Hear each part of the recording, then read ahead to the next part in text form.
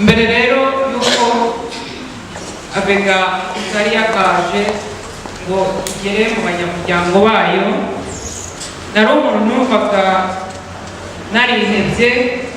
Ubuhamya bwari burebure ariko kubera iminota baduhaye ngaruka muri makeya. Nari umubyeyi w'abana 5, hanyuma rero numvaga narihebye. Jenoside imajije kubura umutware, umutungo, ibintu byose, nkibaza ngo nzabaho gute. Ariko Averije ingira inama, negerana na bagenzi banjye, mbona amahugurwa, nangira kwigirira icyizere. Ariko bikurikiyeho nagiye mu Mana, kwa kundi bavuga ngo naragushikaje ngo uzarangiza ibyo wagombaga kurangizwa. Hanyuma rero ubwo nareze abana, ndabakuza, nigirira icyizere, ndagura inka. Hanyuma ngeze aho ndavuga ngo ariko reka nanjye mfata icyemezo njye mu nzego bwite za leta. Namanjije kuba umudamu, mpagararira abandi badamu mu rwego rw'akagari. Ngeze aho njya no guhagararira nanone mu kagari mu rwego rw'umuryango FPR Inkotanyi. Hanyuma ngeze aho sinatinze, nguma nigirira icyizere. Ubu njya muri njyanama y'umurenge, manda y'ubushize nayigiyemo, n'ubu nayisubiyemo. Ariko no kwiteza imbere aho ngaho, ubu mpagariye amatsinda 3 yo kuzigama no kugurizanya.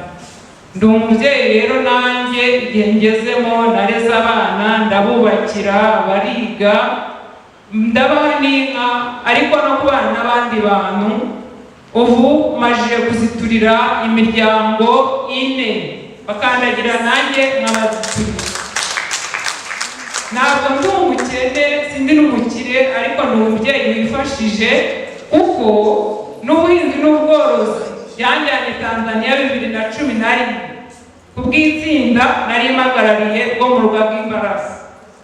Ubu ni ukuvuga ngo rero nashishikariza abandi babyeyi turi kumwe, twe kwiheba, kuko dufite umubyeyi udukunda. U Rwanda na perezida wacu aturi inyuma kandi ahora dushakira imibereho. Ni byinshi rero nababwira, kuko no mu karere ndi umuhinzi w'intangarugero uciriritse mu badamu. Ni byinshi nababwira, ariko reka ndekera mera abandi bagenzi banjye. Amasaha arakuze, ariko tuzahamana kandi Imana iduhe umugisha twese. Murakoze.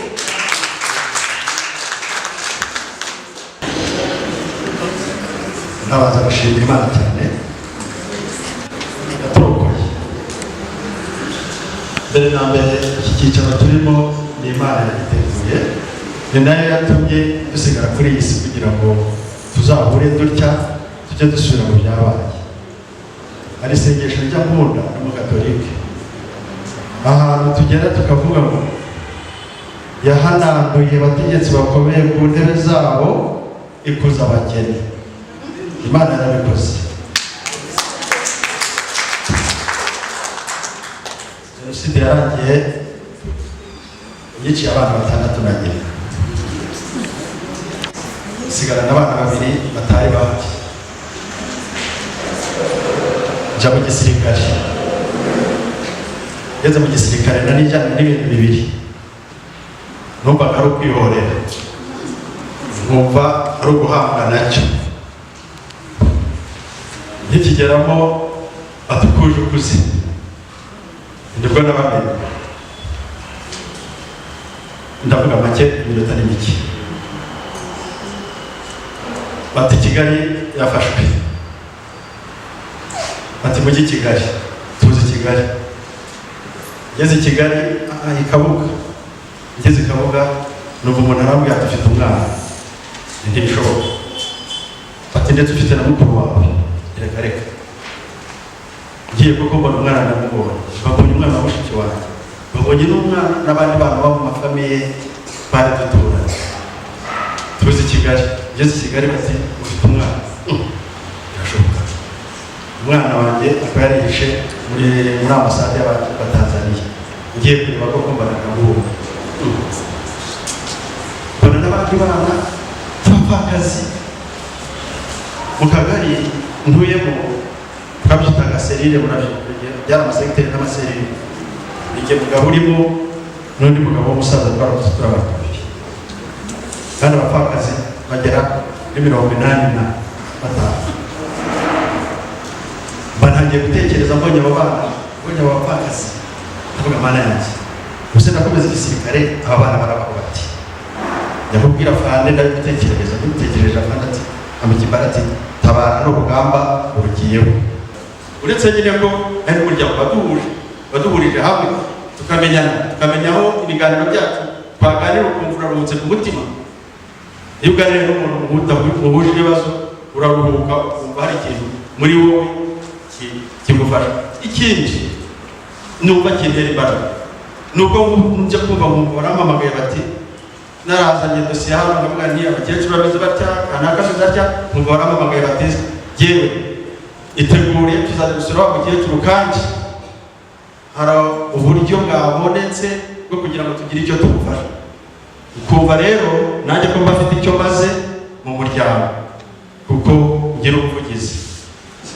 Abega ni Nyagasani yishyigikiye, leta y'ubumwe bw'Abanyarwanda yishyigikiye, nyakubahwa Perezida wa Repubulika aradukunda, akunda Abanyarwanda, ariko noneho Abega bari kurya n'agahebuzo. Abega hari ikindi rero najyaga nigisha abantu, ababwira dore bigeze nk'igihe cyo kwibuka mu kwezi kwa kane. Ababwira abantu rero, aba ni abana bavutse mu kwezi kwa kane n'94, ntibazi jenoside uko yagenze, ariko twebwe abakuru ibyo twabonye, tugahura n'ibibazo, abana bakabica tureba, abagore bakabica tureba, abagabo bakabica tureba. Ni twebwe tugomba kuvuga ibyabaye n'Imana yadusigiye. Abega irakabaho, harakabaho leta y'ubumwe bw'Abanyarwanda. Murakoze. Naje kubasuhuza muri aho. Nitwa Mukambanda Victoire, nkaba naturutse ahantu hitwa Gatawa mu murenge wa Rukomo. Mbere na mbere twabanje kubaho turi abantu, ariko muri jenoside tuza guhinduka inyamaswa, tuzihinduwe n'abo twari duturanye, n'abo twuvindimwe, n'abo twashyingiranye, n'abo twabyaranye mu batisimu, n'abadushyingiye, nuko baduhindura inyamaswa. Nyuma yo kuduhindura inyamaswa baratwegereye, baradukocagura, amafuni, imihoro, ibintu byinshi ndetse na mwari mu gihugu mwarabibonye. Nuko nyuma ya jenoside abantu barashira, akabashije kugwa mu gisambu, aho nziye mpungutse nsanga imiryango yarashize, ndashakisha, ngenda ntoragura uturagaraga tw'abaturanyi duke duke, ariko iwacu ku cyitwa Gatawa nta cyaharutse. Habaye jenoside y'indengakamere kubera ubuyobozi bubi bwari buhari. Birangiye ngo twarahungutse, tuje ngenda narangirije jenoside, yarangije ndahana Kinazi muri komine Ntongwe. Nza kuza buhoro buhoro numva ko ntagomba kwibuka muri icyo gihugu, bagomba kunyica nanone. Ngeze ahantu hitwa mu Gacurabwenge, njya kujya iwacu, hari ahantu hitwa mu Gisenyi, mba mpagaze aho ngaho, hari abandi bantu baturutse i Kayenzi, abaturutse muri izo nce za Gisitwe, turisuganya abantu twese duhuje ibibazo. Tujya muri ayo maduka ntawagiraga haba, baradusenyeye, ibintu byose byarabaye imana. Tukajya twegerana tukicara tukarira, umuntu akabwira uko yabayeho, umuntu akabwira uko imvura yamunyagiye, uko yakubiswe, uko yatemwe. Tubaye aho ngaho muri izo nkambi, ahantu hitwa mu Gacurabwenge, tukajya twegerana tukaganira, ariko leta y'ubumwe tuba hafi, itubwira ko nta muntu rwose uzongera kuduhinga, nta n'ukiduhinga. Hoteli azamutse, turegeranye, twiteje imbere, yamarira agenda agabanyuka buhoro buhoro, kugeza ubwo ruriya rukiko rwarusha rwafunguye imiryango, turicara twiga ku kibazo.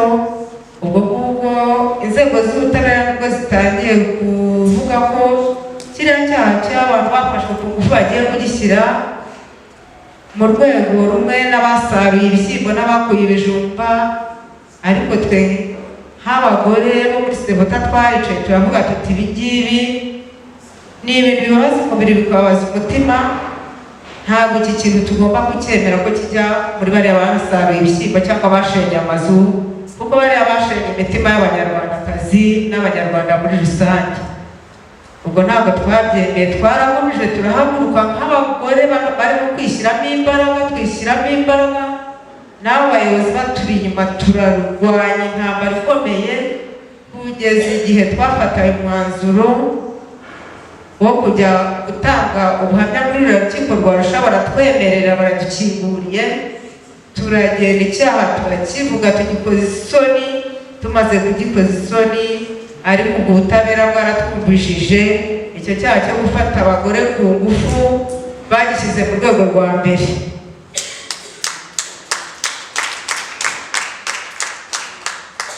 Ubwo ngubwo bamaze kugishyira mu rwego rwa mbere, twumva rwose ko dukoze umurimo ukomeye, tugitesheje agaciro imbere y'abagihaga agaciro.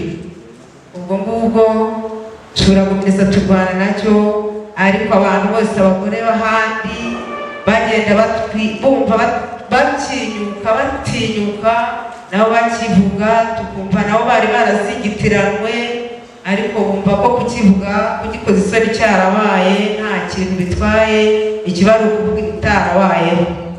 Nuko yakoze ubu nk'abagore ba Sevota muri uko kwiteza imbere, ikintu twumva twakoze mbese tukabandi bagore bagiye batwigiraho nk'icyo ngicyo, n'ubwo butwari kumva gushimira Sevota, asosiyasiyo Sevota byose yaratwubatse, iduha agaciro abagore b'u Rwanda, duha agaciro abagore bo muri Afurika, bo mu rwego rw'isi. Ubihohoterwa rikora ry'igitsina rirahanirwa mu rwego rwa mbere, nta muntu upfa gufata umugore uko yiboneye. Umugore yahawe agaciro, icyo kintu twagikuye muri asosiyasiyo Sevota yatubumbiye hamwe. Nuko jenoside tuyigenza gutyo, none ubu ngubu twebwe abagore ba Sevota twariyubatse, turiyunga n'abaduhemukiye, wadusabye imbabazi twarazimuhaye, turafite amatungo, turubatse, turoroye.